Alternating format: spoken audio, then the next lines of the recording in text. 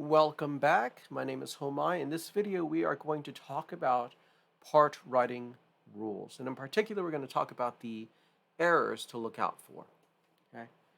So to understand this, let's talk about what part writing exists for. What are the goals of part writing?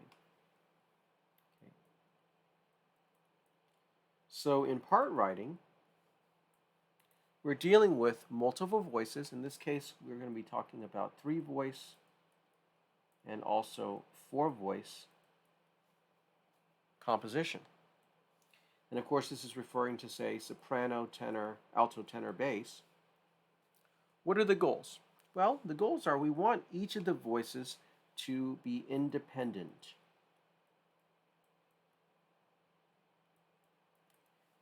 Independent voices. That means that we want each voice to sound like it's sort of its own melody. It has its own melodic kind of, independence.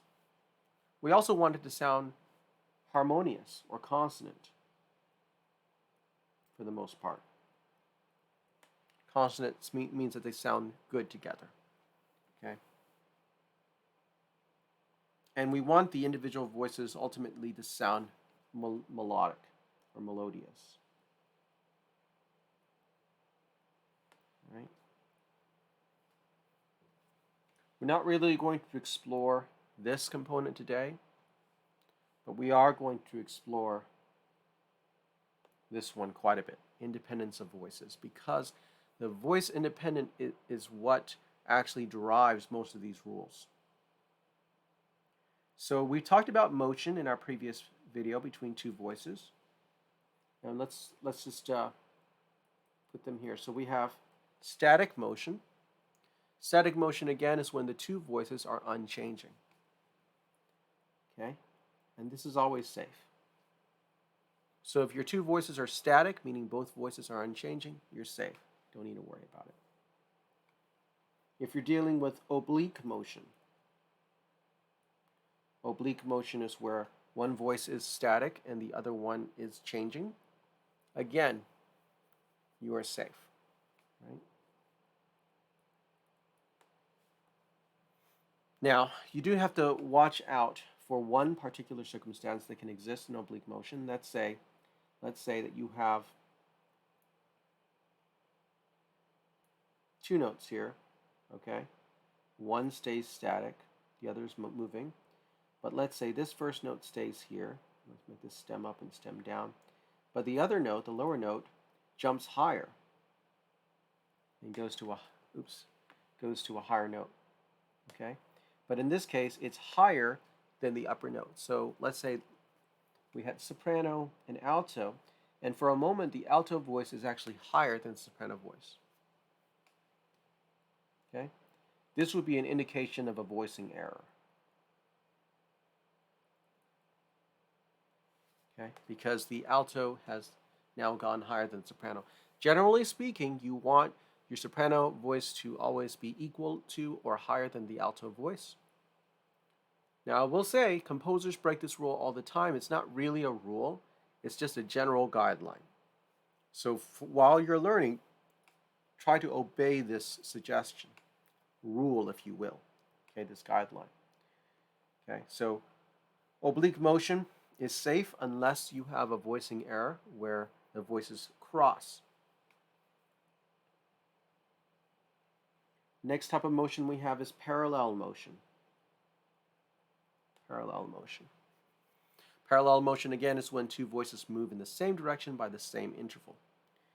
Now, they can move, when they're moving parallel, you have parallel intervals. So, for example, you can have parallel thirds, you can have parallel sixths, for example. Let's take a listen to what parallel thirds and sixths sound like. So here I have a third. If they ascend by the same interval, it sounds kind of good, right? We're used to hearing that. This is one of the most common ways that people learn to harmonize. Sixths are thirds inverted, right? So it would stand to reason that this would also sound good. And if we try it, you can see that it also sounds nice as well. So parallel thirds and sixths are good. Okay. Parallel thirds and sixths are good.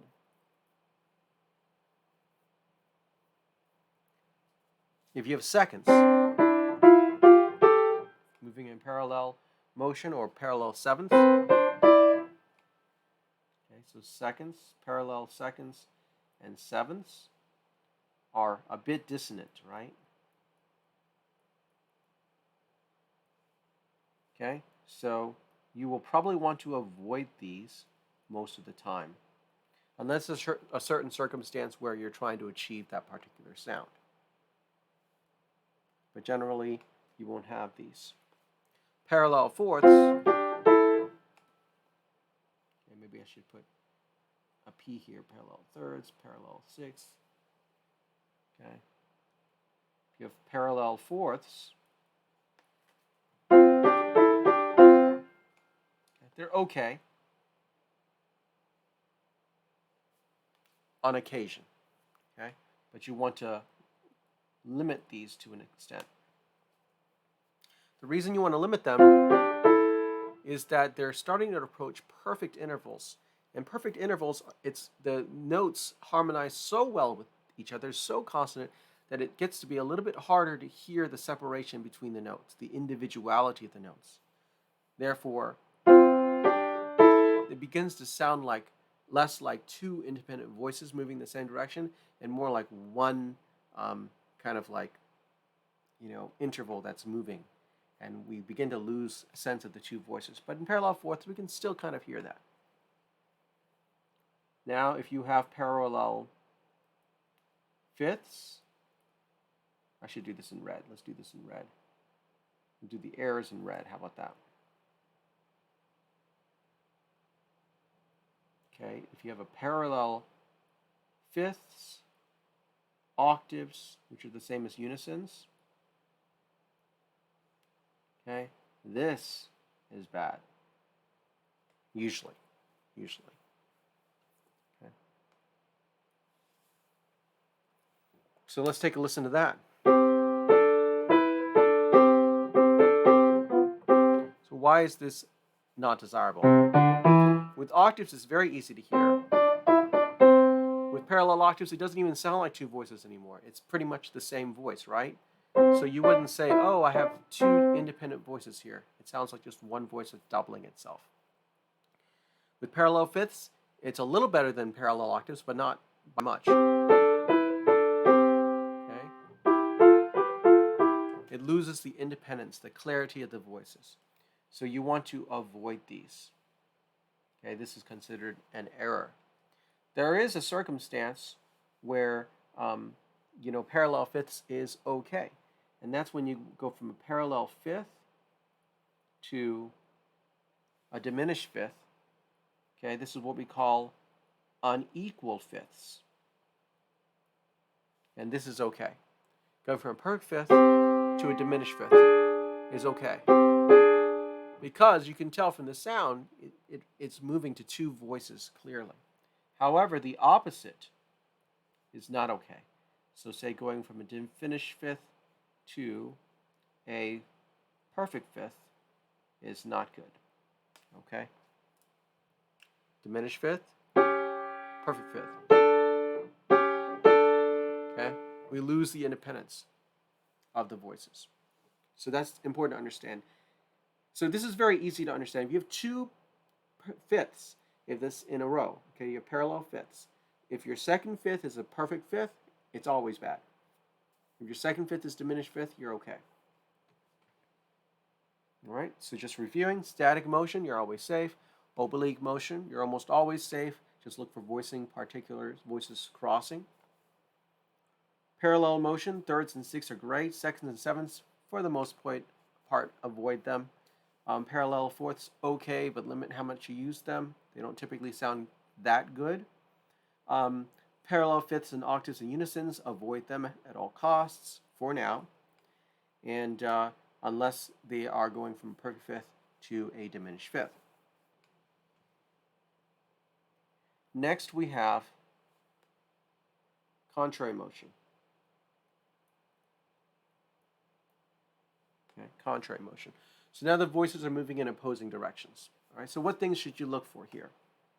Okay. Well, for one, we have to look for spacing and voicing issues, right?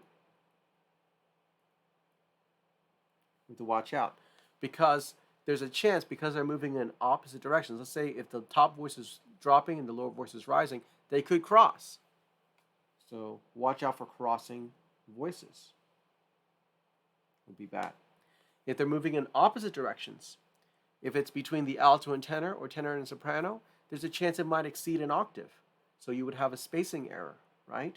So look out for, for SAT, soprano, alto, and tenor, between those two voices, between either adjacent voice, you want to make sure that it doesn't exceed an octave. If it does, this is bad, right?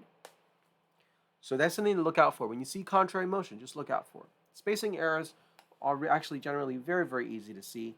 You're just looking for that nice, pretty octave and making sure the voices don't cross.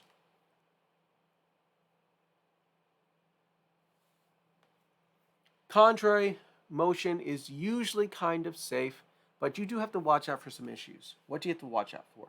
You have to watch out for what we call consecutive fifths or octaves, which includes unisons, of course, by contrary motion.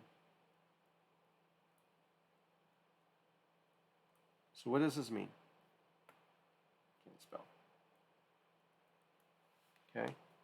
It means that you have 2 fifths in a row or 2 octaves in a row, and approach it by contrary motion.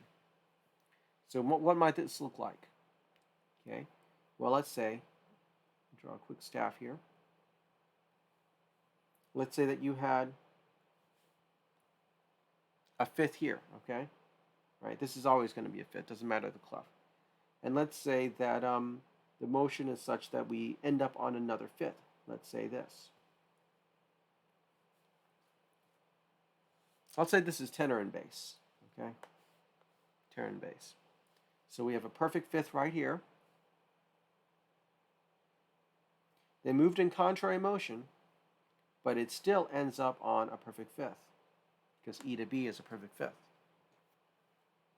So they're not moving in parallel motion, but you have 2 perfect fifths in a row. This would be a no-no, right? That's what it means to have consecutive fifths or consecutive octaves by contrary motion. Okay. Usually it's going to look like something like this.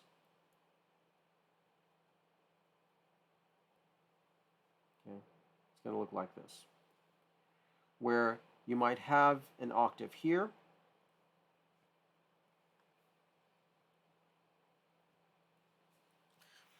but they move in or move apart into a unison. Okay, so here we have an octave. I should do that in red. An octave, perfect octave, and now we have a perfect unison, which is the same as an octave. This is also consecutive octaves by contrary motion. So that's what you're going to look for here.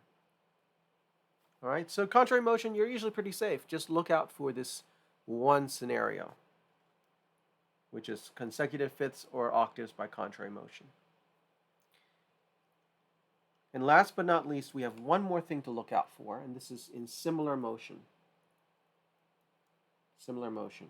Similar motion, again, is when you have 2 voices moving in the same direction but by different intervals. This is almost always safe. It really is. But there's one scenario you have to look out for, and that is something we call hidden fifths and octaves. It's also known as direct fifths and octaves, depending on the textbook you are learning from. Okay? So what are hidden fifths and octaves? What are direct fifths and octaves? Well, they're pretty specific. This can only occur between soprano and bass voices. Okay, so first of all, this only applies between the outer voices, soprano and bass. Okay, they must be moving in similar motion, which means They're moving the same direction. Also, the soprano must leap. Okay, that means it's traveling an interval greater than a second. A third, fourth, fifth, sixth, seventh, something like that. Must leap. Okay, and then the interval must resolve into a perfect fifth or perfect octave. If these three things are met, then you have a hidden fifth or octave. So again, the soprano, they must be moving in similar motion, soprano and bass. The soprano must leap, and it must end up on a perfect fifth or octave. Notice it doesn't matter what the first chord was. It really doesn't. Okay, so that's one thing that can be a little tricky with this. Okay, so let's actually take a look at some staff paper so I can show you what this looks like. Because it can be kind of hard to conceptualize here without seeing it. So let's say that I've got these two voices here, okay? And I'm just going to do soprano and bass. Let's make this a C.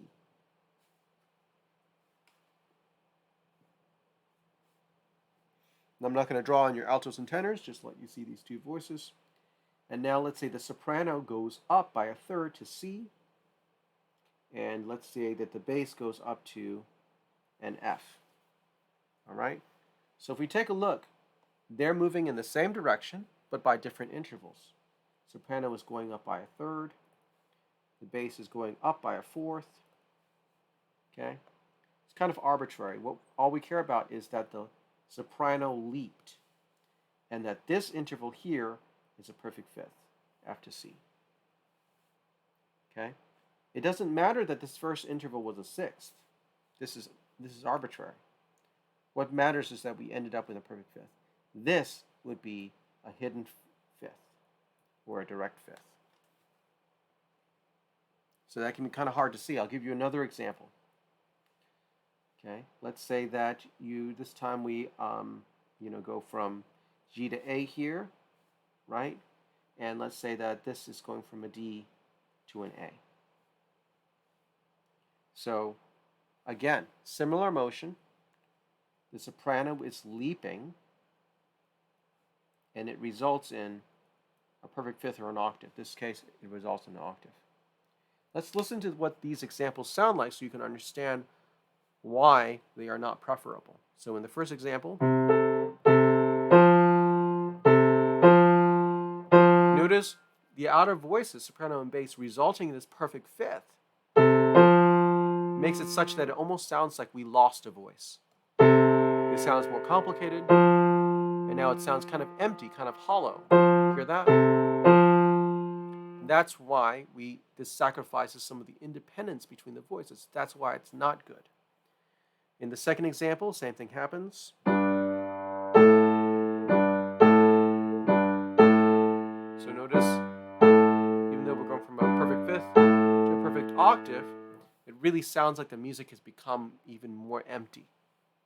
Okay? So that is the example of your perfect fifth, or your hidden fifth and hidden octave, or direct fifth and direct octave. I'll jump back to this document one more time so you can see these again. Okay. So when you're dealing with static motion, you're good to go. Oblique motion, good to go, but look out for voicing errors. Parallel motion, thirds and sixths are great. Parallel fifths and octaves and unisons are bad, and look out for your unequal fifths when it resolves to a perfect fifth, Contrary motion is good, except when you have consecutive fifths or consecutive octaves. And the rule with unequal fifths applies here too. So if you move by contrary motion, but you resolve to a diminished fifth, you're good to go, because it's going to sound dissonant enough that we maintain the independence of voice. And similar motion is usually safe, except if it's dealing with the outer voices, and the soprano leaps, and it ends up resolving into a perfect fifth or a perfect octave. I hope this video helped you. If you have any questions, let me know and I will try to answer them. Take care.